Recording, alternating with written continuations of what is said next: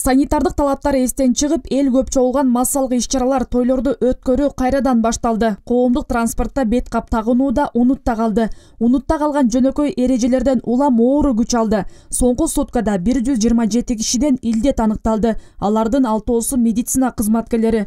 Бул акыркы 2 аптадагы жогорку көрсөткүч.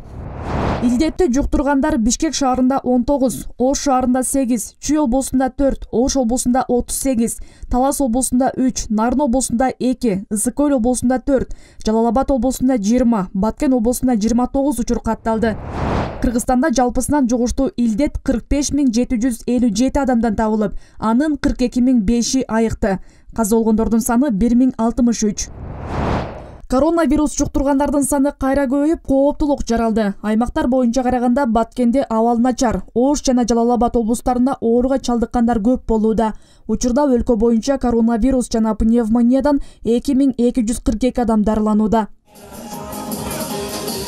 Саламаттык сактоо министрлиги жүргүзүлүп жаткан эпидемиологиялык чаралар көз жазында калганын билдирип, тойлорду жана башка массалык иш-чараларды өткөрүү боюнча абал өзгөрбөсө, өкмөт мыйзамга ылайык башка чараларды кабыл алаарын эскертти.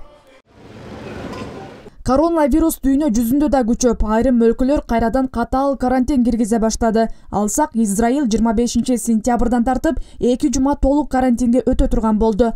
Франция жаңы масштабтуу чектөө чараларын жарыялады. Британия менен Чехияда саат 22:00 кийин ресторандар, барлар жабылып, бет кап кийүүгө милдеттүү жайлар көбөйтүлдү.